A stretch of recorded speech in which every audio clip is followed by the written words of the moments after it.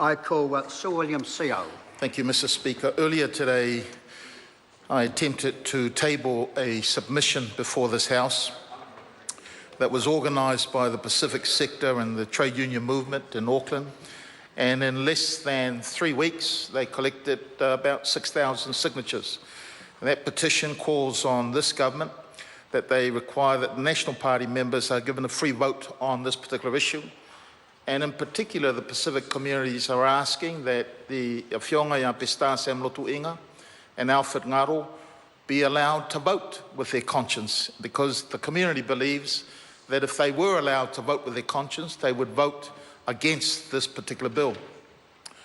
This is a petition, sir, that has been picked up by former All Blacks in Auckland, le Whionga ia Lauli Michael Jones, le Whionga ia Aulupatea Officer Tonuu, and also by one of our very own boxing champions who is here in the House, Tofaya Toletai David Tua, who's also here with Whamoetauloa Jerome Mika. I make mention of those individuals, and there are many others, including our local board members of Otara, Mangere and Papatoetoe and Otahu, because this is a group of a new generation of Pacific people, sir, who support Sunday Easter, Easter Sunday. And they see this country as their country. This is a generation whom I refer to as the brown, beautiful, smart, talented, with faith, who serve their communities and who serve their families, and who have been bestowed matai titles by their families in recognition of their service to the community. And they have said to me, and they have said to the many others who signed this petition, that Easter Sunday ought to be protected, because it is a day which families, working families throughout New Zealand, are able to spend time with their families, are able to spend time with their communities. Now, I've observed how the members of the government have responded when we've asked them about the conscience vote. And I note that the Honourable Bill English has admitted, yep, he's against Easter trading, but nonetheless, they've had a discussion and he follows what the rest of the group have said. I note that Pesita Sam Notu Inga has been silent on the issue, but I note also that Mr. Alfred Ngaro has been wishy-washy in his response. On some occasions, he appears to be supportive of Easter trading, and on other occasions in the past, he's voted in support that Easter Sunday ought to be protected. And that reminds me of, my elders once said to me, here's how you recognize certain people. And this is a saying from Samoa, o le aua e pei o le ngongu, e whātua whio mai lava matula wia. The ngongu, sir, would be the man of war bird, a frigate bird, high up on the clouds, only comes down to pick up its fish. Ai aua e ke pei o le lango e kuku solo. But do not be like the fly, for the fly stands here, stands there, stands everywhere, and you do not know where that fly stands. And sir, I'm reminded of that because of the way that this government has behaved around this particular bill. On some occasions, you'll hear them argue that, yes, this is good for working groups, the workforce. And on other occasions, they say it's good for business. Which one is it? Which one is it? Because you cannot have both. You cannot have both. You cannot say that this is going to be good for business as well as good for the working class communities, because that's not what the working class community are saying. Out of the 6,000, a significant number of them are from the trade union movement who want to be able to rest on Easter Sunday. But our fear now, sir, out of these, there have only been three and a half days that we rest on, that the workers are able to spend time with their families and communities. That's Easter Sunday, Good Friday, and Christmas Day, and of course Anzac Day. All 3 days have significant meaning to a community of faith communities. And that's just not Auckland. I'm only talking about the petition that came from Auckland, those who signed this in Auckland. But we haven't even talked about other people of faith communities throughout this country who do not believe that this is good for New Zealand. They say that this is a matter of well-being for the community. I've heard the Minister say that this is an issue of freedom, freedom for shopkeepers, freedoms for council, freedom for the workforce. He doesn't bother talking about giving freedom to their national MPs to vote on this issue, though. I'd say, even though they are passing the buck and saying it'll be up to the councils whether they decide to pass this a policy on Easter trading or not, the fact remains, this is the final reading of this bill.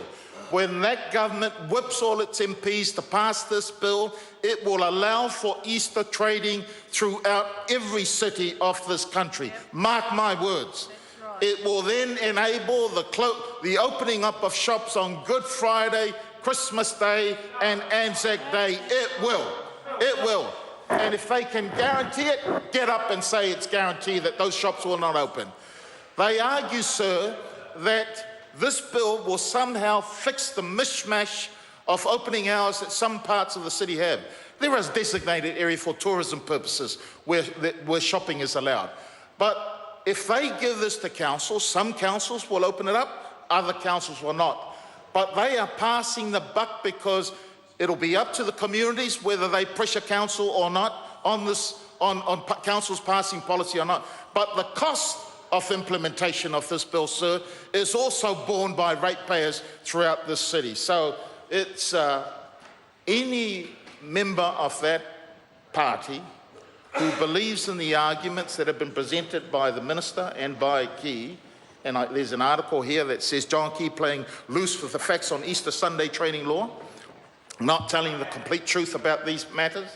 Any member of Parliament who believes that this is not a conscience issue, who believe that because they're passing it to local government that nothing will happen, that Easter trading won't occur, is lying to themselves. And only a fool will accept that argument. And worse, sir, if they accept that argument, it means, and this is the message that many in the Pacific community are looking at, it means that they are prepared to sell their values and principles. That's right. That's what that is how Pacific peoples are seeing certain members of that government because of the way that they will vote on this issue. Mr. David Tua has come here. He's not a political person, but this is an issue that is valuable to him. And he represents not just himself and his family, but he belongs to a group of young brown New Zealanders who value Easter Sunday, who value Good Friday, who value Christmas Day, who value Anzac Day. And they believe these days, as it is today, where trading does not occur, is good for workers, good for families, and good for communities. I take on board what my colleague from the Green Party has said earlier. It is an anti-family day, because what you're seeing is the imposition of workers being forced to work on these days that they would normally rest and spend time with their families. What's the pattern here, sir? What's the pattern that we're seeing here? More and more the workforce is being asked to work longer and longer and longer hours for a mere pittance, while the select few who are buddies of this particular government, they're able to make good money. They're able to good money. The most damning report on this government that highlights this, sir, is the net worth report that was released by Statistics Department last month, where we see the net worth of a Pākehā family on average $144,000, for Asian families $33,000, for Māori families $23,000, and for Pacifica families $12,000. $12,000, sir. That is a disgrace. That is a disgrace and is damning on this particular government. And these kinds of bills, couched as freedom to the community, is really capturing that workforce where a worker, if they're wanting not to work on Easter Sunday, is going to be penalised, is going to be penalised by the employer, will be penalised by others for not working on Sunday. And unlike Michael Jones, where he took a strong stance on not playing on Sunday, but still earned money, many of the shop traders, if they say they do not work on Sunday, not only will they be penalised by the employer, but they may not even have a job after that. That's the kind of country that this lot here is setting up, and it is disgraceful, sir, disgraceful. And I would hope that if they have any courage on that side, Order. they would vote against Member's it. time has expired. I'm going to call Jamie Lee Ross.